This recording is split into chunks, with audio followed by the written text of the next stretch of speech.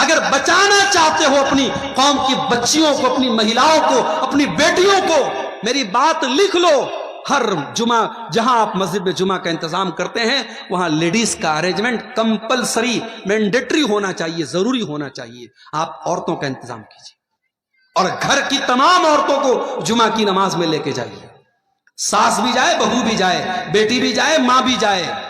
ہمارے یہ بھی عجیب مسئلہ ہے. 70 سال کی بوڑھی ماں گھر سے نکلتی ہے تو چادر میں، نقاب میں، برقعے میں نکلتی ہے، اس کی آنکھ بھی نظر نہیں آتی. اور 18 سال کی چھوکری نکل رہی ہے، بال کھلے ہوئے ہیں، لپسٹک لگا کے، میک اپ کر کے، تمام سر سے پیر تک پوری سج کے سنور کے نکل رہی ہے. ماں کو پردے کی، شریعت نے پردے کی چھوٹ دی ہے. 60 سال کی عورت ہو جائے، شریعت نے کہا اگر وہ پردہ اتنا نہ بھی کرے تو چلے گا. جس کو پردہ کرنا چاہیے وہ بے پردہ گھوم رہی ہے، اور 60 سال والی جو بوڑھی اماں ہے وہ بیچاری پردہ کر رہی ہے. میرے بھائیوں، ہمیں سماج کو بدلنا پڑے گا.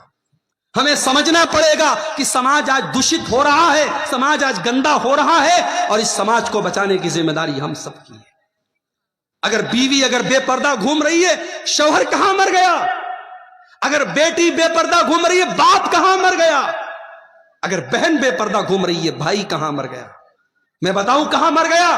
وہ بھائی خود بازار میں نظروں کا زنا کر رہا ہے، وہ باپ خود مارکیٹ میں بیٹھ کے بیڑی کا دھواں اڑا رہا ہے، اور وہ شوہر خود اپنی بیوی کو لے کر کے نمائش کرا رہا ہے اس کے حسن کی. میرے بھائیوں، آپ کو غیرت مند بننا پڑے گا، آپ کو حیادار بننا پڑے گا. اللہ کے نبی فرماتے ہیں ثلاثۃ لا ينظر اللہ عز وجل الیہم یوم القیامہ. 3 لوگ ایسے ہوں گے قیامت کے دن جن کی طرف اللہ تعالیٰ دیکھے گا بھی نہیں، بات بھی نہیں کرے گا، پاک اور صاف بھی نہیں کرے گا. نمبر 1، العاق لوالدی، اپنے ماں باپ کو ستانے والا، اپنے ماں باپ کو دکھ دینے والا، اپنے ماں باپ کو تکلیف دینے والا. مگر یہاں پہ رک جائیے. اگر ماں باپ کو کوئی صحیح بات پر آپ دکھ دے رہے ہیں، مطلب بلا وجہ ماں باپ آپ سے ناراض ہیں، شادی ہو گئی، اب ساس یہ طے کر رہی ہے کہ عورت کو کب مائکے جانا ہے کب نہیں جانا ہے. یہ کون سا اصول ہے میرے بھائی؟ یہ کون سا اصول ہے؟ کتنے گھروں میں ساس یہ بھی طے کرتی ہے کہ بہو کو کب نہانا چاہیے کب نہیں نہانا چاہیے. یعنی جوائنٹ فیملی سسٹم میں پرائیویسی نام کی کوئی چیز نہیں ہے. بہو بیچاری اپنی مرضی سے نہا نہیں سکتی، وہاں نند الگ پہرا دے رہی ہے، ساس الگ پہرا دے رہی ہے. اب وہاں پہ اگر شوہر کہتا ہے کہ میری بیوی ہے، میں نکاح کر کے لایا ہوں، یہ میری مرضی سے مائکے جائے گی، میری مرضی سے آئے گی، اب وہاں پہ ماں ناراض ہو جائے تو اس ناراضگی کا کوئی مطلب نہیں ہے. صحیح بات پر جو اسلام کے حساب سے صحیح ہے، اگر اس بات پر بھی ماں باپ ناراض ہوتے ہیں تو کوئی مطلب نہیں ہے. وہاں پہ اولاد کو چاہیے ماں باپ کو منانے کی کوشش کرے. لیکن ہاں، بلا وجہ اگر کوئی ماں باپ کو دکھ دے رہا ہے، تکلیف دے رہا ہے، اور اپنے عیش و آرام پر خوب خرچ کر رہا ہے، ماں کا خیال نہیں کر رہا ہے، باپ کا خیال نہیں کر رہا ہے، قیامت کے دن اللہ تعالیٰ اس کو دیکھے گا بھی نہیں. نمبر 2، والمرأة المترجلہ، وہ عورت جو مردوں کی نقل کرنے والی، مردوں کی چال ڈھال اپنانے والی ہو، مردوں کے جیسا کپڑا پہننے والی، اور مردوں کے جیسے چھوٹے چھوٹے بال رکھنے والی، اور مردوں کی شکل صورت اپنانے والی، مردانہ چال چلنے والی لڑکی. اور نمبر 3، الدیوس، وہ بے غیرت مرد، الذی یقر فی اہلہ الخبث، جس کے گھر میں بے حیائی ہو رہی ہو، جس کے گھر میں بے پردگی ہو رہی ہو، اور اس بے غیرت مرد کو کوئی فرق نہ پڑتا ہو. تو مرد اگر بے غیرت ہے تو صرف عورت ذمہ دار نہیں ہے، مرد بھی ذمہ دار ہے. میرے پیارے ساتھیوں، آج ہماری شادی بیاہ میں کیا ہو رہا ہے؟ ویڈیو ریکارڈنگ ہو رہی ہے. دلہن کے کمرے میں کیمرہ مین آتا ہے اور دلہن کے ہر پوز کو وہ ریکارڈ کر رہا ہے، ہر اینگل سے وہ ریکارڈ کر رہا ہے. دلہن کی سہیلیاں اور گھر کی جوان لڑکیاں دلہن کے آس پاس بیٹھی ہیں، اور یہ ویڈیو کیمرہ والا بیچارہ ویڈیو ریکارڈنگ کر رہا ہے. اور یہ اس شادی میں مولوی صاحب نکاح پڑھا کے دعا کرتے اللہ تعالیٰ اس نکاح میں برکت دے دے. کہاں سے برکت آئے گی؟ جس نکاح میں آپ نے مولوی سے نکاح پڑھوانے کے علاوہ کوئی کام اسلام کے مطابق نہیں کیا، اس نکاح میں برکت کہاں سے آئے گی میرے بھائی؟ جس نکاح کی بنیاد بے حیائی پر ہے، جس نکاح کی بنیاد حرام کاموں پر ہے، اس نکاح میں برکت کہاں سے آئے گی؟ نتیجہ یہ ہے شادی کم ہو رہی ہے، طلاق زیادہ ہو رہا ہے، شادی کم ہو رہی ہے، گھر ٹوٹ زیادہ رہے ہیں، کیونکہ برکت ختم ہو رہی ہے. رشتہ دیکھنے آپ جاتے ہیں، اچھی اچھی لڑکیاں، دیندار لڑکیاں، آپ رشتہ دیکھ کے آتے ہیں تو ماں آ کر کے کیا کہتی ہے؟ رشتہ تو بہت اچھا تھا، لڑکی کا کلر تھوڑا سا ڈاؤن تھا، تھوڑا سانولی تھی۔ ارے اللہ کی بندی، یہ کوئی سانولی ہے، کوئی گوری ہے، کوئی کالی ہے، یہ رنگ کس نے بنائے؟ اللہ نے بنائے۔ اس پہ انسان کا تو اختیار نہیں ہے نا۔ کسی کی 3 بیٹیاں ہیں، 2 بیٹیاں بڑی گوری چٹی ہیں، ایک بیٹی کا رنگ تھوڑا سا سانولا ہے، تو کیا اس سانولی لڑکی بیچاری اس کو ریجیکٹ کر دیا جائے؟ بیچاری پڑھی لکھی ہے، دیندار ہے، نمازی ہے، صرف رنگ ڈاؤن ہونے کی وجہ سے اس کو ریجیکٹ کر دیا جائے؟ یہ کون سا انصاف ہے میرے بھائی؟ ہمیں اپنی سوچ کو بدلنا پڑے گا۔ ان غریب بچیوں کو آج دینداری کے باوجود ریجیکٹ کیا جاتا ہے، نتیجہ یہ نکلتا ہے جب سمے سیما پار ہو جاتی ہے وہ لڑکیاں غلط راستے اٹھاتی ہیں۔ آج سماج میں آپ یہ منظر بھی دیکھیے میرے بھائی، کوئی لڑکی، کوئی عورت بیوہ ہو گئی، اس کے شوہر کا ایکسیڈنٹ میں انتقال ہو گیا، 1 سال کا بچہ ہے، بیوہ ہو گئی۔ اب سماج کیا کہتا ہے؟ صاحب ارے عورت ہے، بچے کے سہارے زندگی گزار لے گی۔ میں کہتا ہوں دنیا کا سب سے بڑا جھوٹ ہے یہ، دنیا کا سب سے بڑا فراڈ ہے یہ۔ ایک بچے کے سہارے عورت زندگی گزار لے گی؟ اس کی جوانی، اس کی عزت، اس کی خواہشات، اس کی ڈیزائرز، اس کا کوئی مطلب نہیں ہے۔ اس سماج کو ہمیں بدلنا پڑے گا، مطلقہ اور بیوہ عورتوں کی شادی کا بھی ماحول پیدا کرنا پڑے گا۔ جو لڑکیاں، جو عورتیں جوانی میں بیوہ ہو گئی، جوانی میں مطلقہ ہو گئی، ان کی شادی آپ نہیں کرائیں گے، غلط راستے وہ چنیں گی اور سماج میں گندگی پھیلے گی اور پھیل رہی ہے۔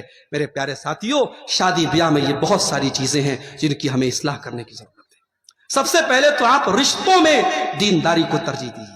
میں لڑکوں سے کہنا چاہتا ہوں، اپنی ماں سے کہہ دو مجھے ماں میرے گھر میں کوئی جہیز نہیں چاہیے، میں چٹائی پر سو لوں گا، میری حیثیت ہوگی میں فرنیچر کا انتظام کروں گا، میں بیڈ کا انتظام کروں گا، میری حیثیت ہوگی میں ریفریجریٹر گھر میں لاؤں گا، ورنہ گھڑے کا پانی پی کے گزارا کر لوں گا، مگر مجھے جہیز کی بھیک میں ملنے والی فریج نہیں چاہیے، مجھے جہیز کی بھیک میں ملنے والی چارپائی نہیں چاہیے۔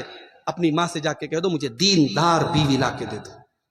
اللہ کے نبی فرماتے ہیں لِيَتَّخِذْ أَحَدُكُمْ قَلْبًا شَاكِرًا وَلِسَانًا ذَاكِرًا وَزَوْجَةً مُؤْمِنَةً تُعِينُهُ عَلَى أَمْرِ الْآخِرَةِ۔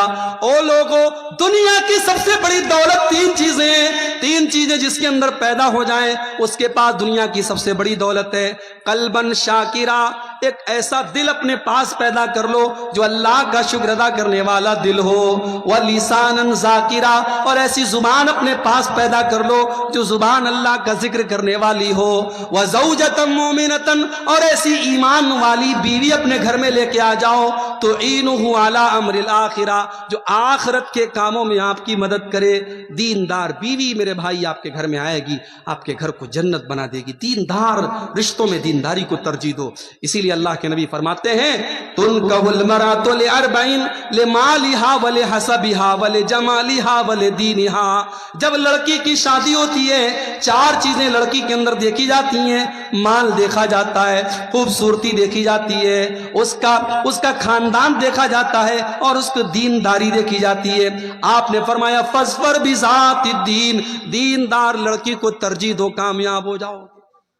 آج حالات یہ ہے میرے بھائی، 8-8 9-9 سال کے بچے اور بچیاں، ان کے بھی انسٹاگرام پر فوٹوز، وہ بھی اپنے فوٹوز ڈال رہے ہیں، وہ بھی انسٹاگرام پر دوستیاں کر رہے ہیں، وہ بھی ٹیلی گرام اور واٹس ایپ پر تعلق قائم کر رہے ہیں۔ جو بچے ابھی ڈھنگ سے بالغ نہیں ہوئے، جو بچیاں ڈھنگ سے بالغ نہیں ہوئی، ان کو بھی گرل فرینڈ اور بوائے فرینڈ کا کلچر ان کے سماج میں پھیلایا جا رہا ہے۔ اور حالات یہ ہے، ابھی دلی کی نیوز آج میں نے موبائل پر پڑھی، دلی میں 8 سال سے لیو ان ریلیشن شپ میں رہنے والا، لیو ان ریلیشن شپ کا مطلب بغیر شادی کے مرد اور عورت ساتھ میں رہ رہے ہیں، لیو ان ریلیشن شپ میں رہنے والا اپنی اسی عورت کی 14 سال کی لڑکی کے ساتھ ریپ کرتا ہے اور پھر پولیس اس کو اریسٹ کرتی ہے۔ حالات یہ ہیں، باپ بیٹی کا رشتہ بھی تار تار ہو رہا ہے، بھائی بہن کا رشتہ بھی تار تار ہو رہا ہے۔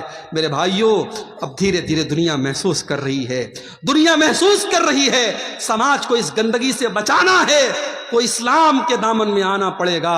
اسلام نے ہمیں زنا کے دروازوں سے روکا ہے، زنا کے چور دروازوں سے اسلام نے روکا ہے۔ اسلام کہتا ہے لڑکا لڑکی بالغ ہو جائیں، 10 سال کا لڑکا ہو گیا، 10 سال کی لڑکی ہوگی، بستر الگ کر دو۔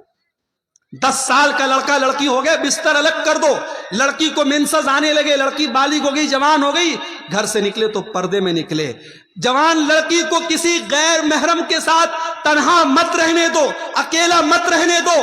तुम्हारी खाला का लड़का, तुम्हारे मामू का लड़का, तुम्हारे काका का लड़का, तुम्हारे ताया का लड़का, ये सब तुम्हारे लिए गैर महरम है। मेरी बहनों, जिस तरीके से मोहल्ले के और गांव के लड़कों को अपने लिए गैर महरम समझती हो, अपनी खाला के, अपने ताया के, अपने मामू के, अपने चाचा के लड़कों को भी गैर महरम समझो। मेरी बहनों, आपका देवर आपका भाई नहीं है, आपके शौहर का भाई है। भाभी अगर देवर को हंसी मजाक में ज्यादा छूट देगी, अगर भाभी देवर से ज्यादा फ्रैंक होगी और